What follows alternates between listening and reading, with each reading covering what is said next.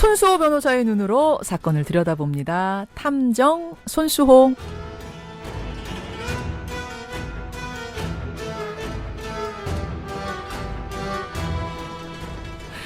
관심을 모으고 있는 사건을 보다 자세히 들여다보는 시간이죠. 탐정 손수호. 오늘도 손수호 변호사 나오셨습니다. 어서 오십시오. 네, 안녕하세요.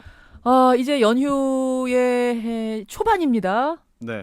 긴 연휴 어떻게 보낼 생각이세요, 손 변호사님은? 좀 쉬어야 될 것 같고요. 또 일도 밀린 거를 해야 되는 좋은 시간인 것 같은데. 일 밀린 거를 이 시간에 하세요? 당연히 해야죠.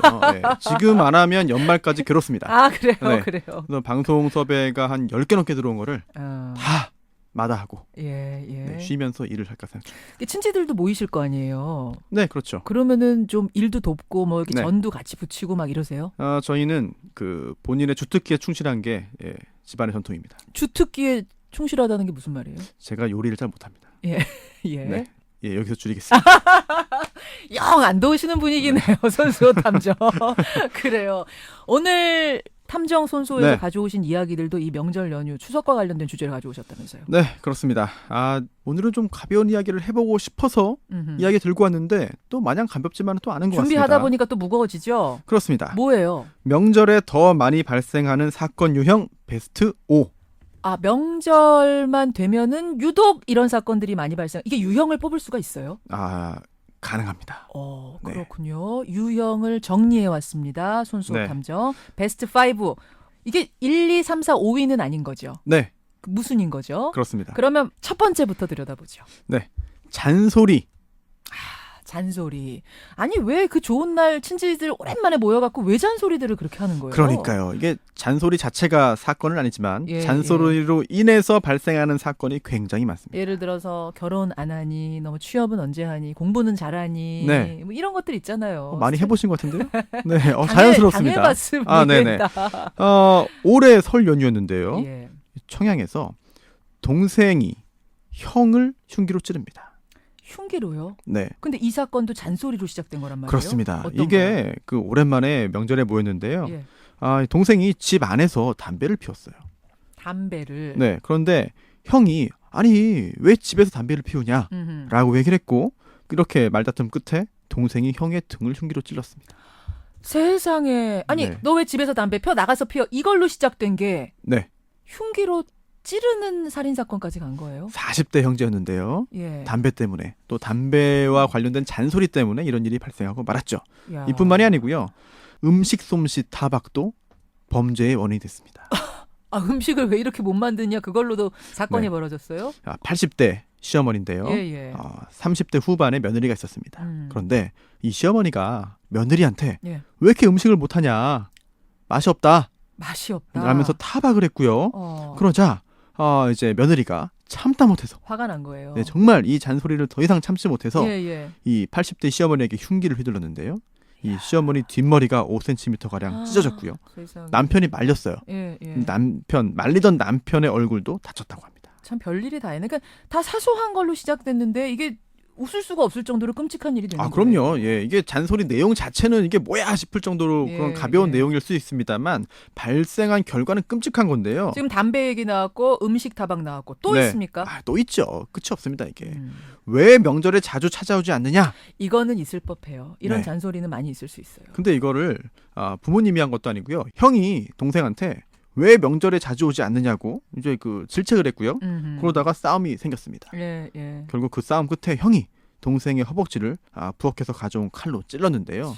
참 이게 말다툼이 정말 끔찍한 결과를 가져온 혹시 사례죠. 보세요. 보면 말이죠. 다 집안에서 벌어진 일이잖아요. 네. 가족들이 모인 게 장소가 집안이니까 명절이니까 네. 집안에는 부엌 칼이 있잖아요. 있죠. 그러다 보니까 다 사건들이 그 부엌 칼이 흉기가 되면서 커지는 거예요. 칼부림이 돼버리는 거예요. 굉장히 우발적이라는 걸 또 확인할 수 있겠네요. 그러네요. 미리 준비한 흉기가 아니라 예. 잔소리로 인해서 싸움이 생기고 욱해서 참. 흉기를 가지고 이제 휘두른 건데요. 한 취업 포털 사이트가요. 3,000명을 대상으로 조사했습니다. 예. 그런데 추석이 부담되고 스트레스 원인인 이유 1위 바로 친지들의 잔소리 들을 생각이라고 합니다. 추석이 싫은 이유, 스트레스 받는 이유 뭡니까? 라고 물었더니 1위가 친지들 잔소리 들을 생각하면 답답하다, 스트레스다 이렇게 답을 했어요. 3,000명 중에. 압도적인데요. 73.4%가 이런 이유를 댔습니다. 와. 그리고 또 명절에 예, 이제 예. 부모님이나 오랜만에 보는 친척들이 안부 인사라고 하지만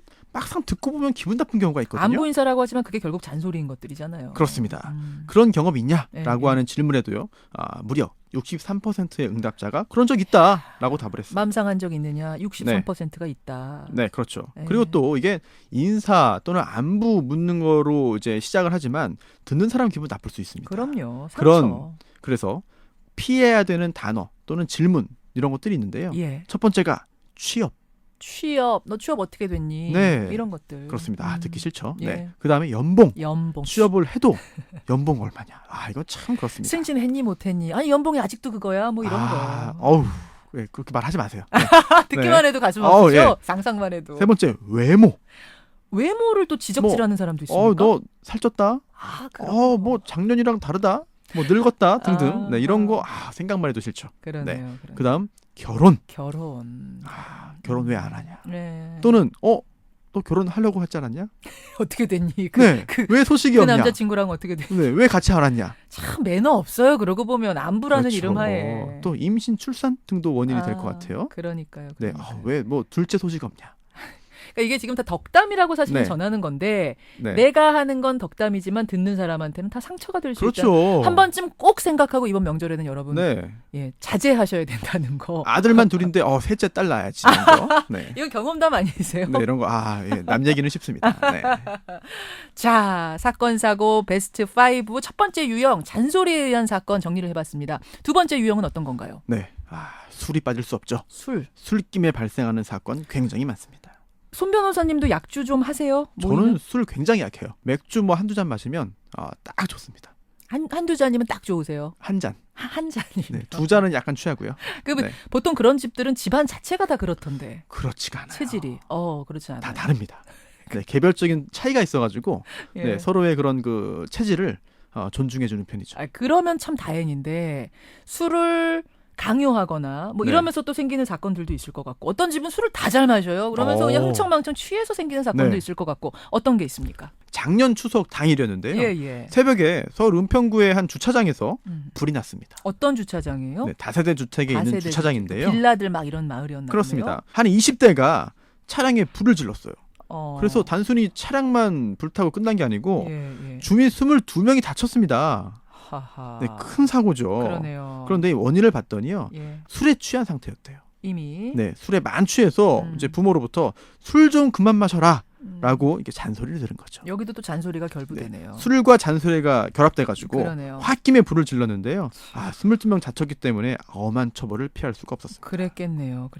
그리고 또요, 같은 날이었어요. 예. 네, 원주에서 모녀가 술을 마셨습니다. 모녀가. 네, 이게 좋게 마신 건지 안 좋아서 마신 건지는 모르겠습니다만 술을 마신 후에 모녀가 다투기 시작했고요. 아하. 어머니가 갑자기 다투다가 극약을 마셨습니다. 세상에. 그래서 세상에. 병원에 실려가기도 했는데요. 그런 일도 술이 있고. 참 이런 여러 가지 사건 사고의 원인이 되는 것 같습니다. 그러네요. 그리고 또 술에 취해서요. 아버지의 동거녀를 흉기로 수차례 찔러 숨기게 한 30대 사건도 있었고요. 그러니까 이게 다 이유는 우리가 잘 몰라요. 뭐 때문에 다투기 시작했는지는. 하지만 시작하다가 술을 마시기 시작하다가 뭔가 말이 오갔을 거고 처음엔 분위기가 좋았을 거예요. 네. 취하면서 감정이 격해지고 속에 담아뒀던 뭔가 불만들을 터뜨리기 시작하면서 싸움으로 번지는 거죠. 너무 잘하시는 것 같은데요. 네. 보통 그렇게 됩니다. 술 알겠습니다. 마시면. 알겠습니다. 예. 네. 살인사건 10건 가운데 무려 4건이 취중에 일어나는 것으로 이제 알려져 있는데요. 명절 때뿐이 아니더라도. 그렇습니다. 이제 작년 한 해 동안 검거된 살인 범죄자가 이제 995명이라고 합니다. 예. 그런데 그 중에요, 범행 당시에 술 취해 있던 경우가 390명이라고 합니다. 그럼 전체의 한 40%가 다 술 취한 상태에서 일어난 살인 범죄란 말이에요. 그렇습니다. 술이 살인의 원인이 되기도 한다는 거죠. 술이란 게 이렇게 무서운 겁니다. 이게 조절하지 못하는 사람에게는 정말 무서운 치명적인 거라는 거예요. 그렇습니다. 과학적으로도 이제 다 근거가 있는데요. 예. 이 술에 들어있는 알코올이 이제 공격성을 증가시킨다고 합니다. 그리고 또 그 때문에 범죄에 영향을 미치는 것인데요. 연구 결과에 따르면요, 예.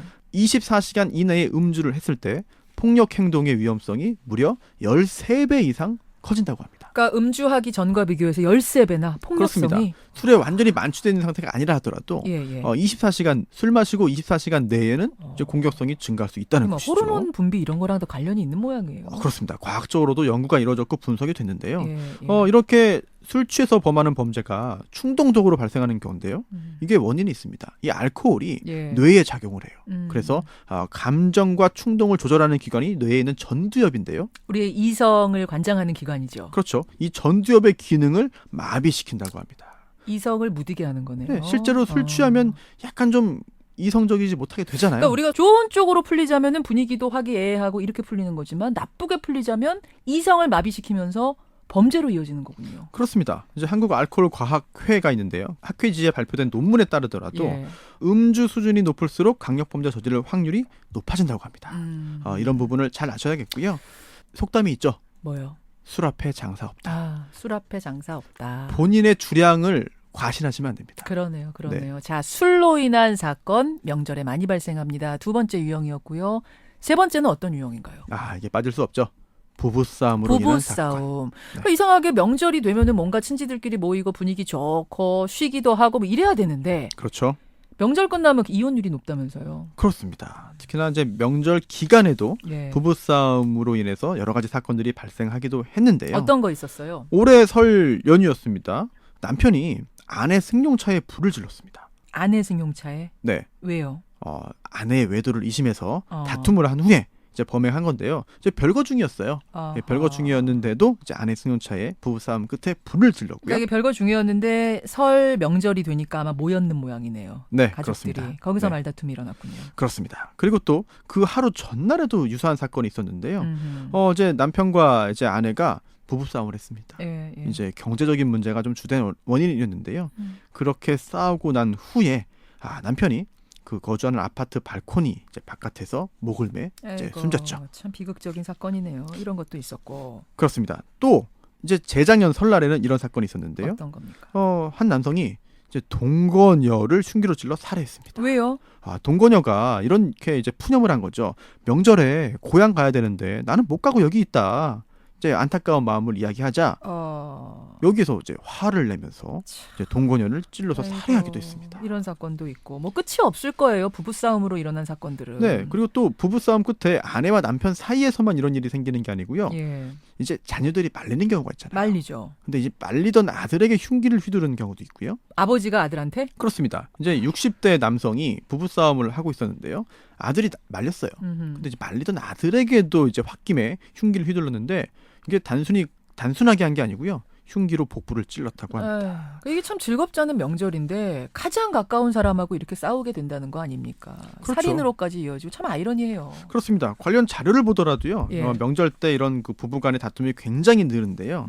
부부 간의 다툼이 느는 걸 넘어서 이혼을 하겠다라고 법적인 조치를 취하는 경우도요. 어느 정도나 많아요? 실제로 통계를 보면? 네. 명절 직후 4일 동안에요. 예. 이혼 소장이 접수되는 경우가 매일 700에서 800건이라고 합니다. 그런데 이게 평소보다 3배 정도 많다고 합니다. 와, 이거 실제로 많군요. 우리가 느낌으로 그럴 거야가 아니라 실제로 많네요. 그렇습니다. 이게 민주당 금태섭 의원이 보도 자료를 냈는데요. 예. 그 자료에 따르면은요. 예. 전체 이혼의 20% 넘게 명절 전후 10일 동안 접수된다고 합니다. 그렇군요. 잔소리 조심, 여러분 술 조심, 거기다가 부부간의 말 조심, 조심할 게 많습니다. 그렇습니다. 네 번째 유형으로 가볼까요? 층간소음.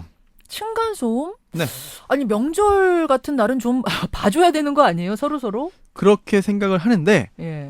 하지만 정도가 심했는지 아니면 아주 예민했는지 또는 다른 원인의 층간소음이 더해졌는지 아니면 평소에 쌓이다 그날 폭발했는지. 그럴 수 있습니다. 네. 네, 결국 층간소음으로 인해서 여러 가지 범죄가 벌어지곤 명절에. 하는데요. 예. 2013년 설날이었습니다. 예. 이제 40대 남성이 층간소음 문제로 이제 다투다가요. 이웃 2명을 살해합니다. 아니 저 이웃 2명 살해한 그 층간소음 사건 기억나는데 그게 설명절이었던가요? 그렇습니다. 게다가 이게 자기 집도 아니었어요. 그래요? 내연녀가 사는 집을 잠깐 들렀다가 예. 그 위층에 사는 30대 형제와 다투게 됐고요. 결국은 흉기 휘둘러가지고 이들을 2명을 살해했는데요. 아이고. 이렇게 그 흉기를 휘둘러 살해한 그 사람에게는 무기징역형이 선고가 됐죠. 그렇군요. 또 있습니까? 많이 있는데요. 50대 남성이 층간소음을 견디다 못해서 홧김에 자기 집 안에 있던 그런 가스 밸브를 열었어요. 아, 그러니까 남의 집도 아니고 자기 집에? 네. 그렇습니다. 그래서 폭발 사고가 실제로 발생한 아니, 적이 그거는 있습니다. 왜, 윗집에서 떠들어가지고 힘든 건데 왜 우리 집에 가스밸브를 엽니까? 분노를 조절하지 못했던 것 같고요. 분노 조절. 그리고 또 이게 가스가 폭발하면은 자기뿐 아니라 여러 주변도 이제 피해가 가기 때문에 그런 걸 예. 의도하지 않았나 짐작도 되고요. 음. 그리고 또 역시 40대 남성인데요. 예. 층간소음에 항의하던 아래층 사람을 살해하고 도주하다가 붙잡힌 경우도 있습니다. 예, 그러니까 이게 참 서로 조금씩만 양보하면 되는데 위도 조심해야 되는 거고, 그러니까 위층도 조심해야 되는 거고, 아래층도 조금만 더 배려하면 명절같이 좋은 날 이런 불상사 막는 건데 말이죠. 이 쉽게 볼 일이 아니에요. 저는 이제 얼마 전에 부모님 댁에 놀러 갔는데 네. 뭐 아이들이 막 뛰기 시작하죠. 근데 띠리링 하고 인터폰이 울려요. 야, 올 게 왔구나. 이거 네. 아랫집에서 항의 전화 왔구나. 이렇게 생각을 했는데 웬걸요. 송편했는데 좀 드시겠어요? 이런 전화였던 거예요. 네. 이게 바로 이웃 간의 정 아니겠습니까? 이게 정말로 감동했고, 얘들아 조심해. 더 조심하게 되거든요. 네. 이런 식으로 좀 풀어보면 어떨까 싶어요. 오히려 더 잘해주는 거예요. 그렇습니다. 예. 이제 미리 아이들이 언제부터 언제까지 오니까 좀 뛸 것 같다, 좀 죄송하다, 그렇죠. 라고 이야기를 하거나 뭐 편지, 쪽지를 보내거나 떡이라도 한 잔씩 좀 보내고. 그렇죠. 네, 그렇게 원만하게 좀 미리 조치를 취하면 지혜롭게. 좋을 것 같은데, 근데 또 너무 평소에 감정이 상해 있거나 하긴 그렇게 아니면 정말로 참을 수 없을 정도로 뛰는 경우도 있어요. 있어요. 그래서 무조건적으로 이제 윗집이 잘못이다, 아랫집이 잘못이다, 이렇게 단정하기 어려운 그런 문제도 케이스들이 있습니다. 다 다르긴 합니다. 그렇습니다. 예, 하지만 이렇게 끔찍한 사건으로까지는 연결되면 절대 안 그렇죠. 되죠. 그 전에 풀어야 됩니다. 그렇습니다. 예, 어떤 예. 식으로든. 자, 명절에 자주 볼 수 있는 사건 유형 하나둘 살펴보고 있습니다. 마지막 5번째 유형으로 가죠. 예, 안타까운 부분인데요. 자살입니다. 자살도 많아요, 명절에? 그렇죠. 명절에 다른 사람들은 다 이제 즐겁게 예, 화기애애하게 가족들과 지내는 것 같은데 예. 나는 못 그런 것 같다. 오히려 상대적인 박탈감 같은 거, 상대적인 외로움을 느끼는 사람들도 많을 수 있겠네요, 진짜. 그렇습니다. 네. 명절에 더욱더 그런 감정이 증폭되기 마련인데요. 예. 50대 희망퇴직자가 추석을 앞두고 스스로 목숨을 끊었는데요. 형과 동생에게 문자 메시지를 보내고 스스로 목숨을 끊었습니다. 미안하다, 뭐 이렇게. 그렇습니다. 이게 21년 동안 한 직장에서 일을 했습니다. 예, 그런데 작년 8월에 회사에서 희망퇴직 요구를 받고 이제 퇴사했는데요. 예. 그 후 1년 동안이나 이제 직장을 구하지 못했습니다. 음. 이런 점 등을 비관해서 스스로 목숨을 끊은 것이 아닌가 생각이 되는데 추석 명절 박탈감이 생길 수밖에 없는 그런 상황이죠. 맞아요. 이런 식의 사례들이 꽤 많았죠. 저도 뭐 기억하기로 꽤 되네요. 네, 2013년 추석에도 유사한 사건이 발생했는데요. 일용직 근로자로 일하던 그 사람이 예. 5년 동안 한 집에서 혼자 생활했습니다. 아이고. 그런데 평생 동안 가정을 꾸린 적이 없었다고 하고요. 예. 또 형이 있었어요. 예. 근데 형과도 평소에 왕래가 없었다고 합니다. 이런 집들 많죠. 사실 경제적으로 어려워지면 형제가 다 어려우면 왕래도 끊어져요. 그렇습니다. 그러한 점이 결국은 이런 그 사건의 비극으로. 원인이 되지 않았나 그렇게 짐작이 되고요. 예. 뭐 그뿐만이 아닙니다. 30년을 홀로 살아오던 60대 남성이 있었는데요. 역시 설 명절을 앞두고 스스로 목숨을 끊은 바가 여기도 역시 있습니다. 경제적인 이유입니까? 그렇습니다. 유서를 보면은요, 마지막 가는 길은 편하게 가고 싶다라고 했는데요.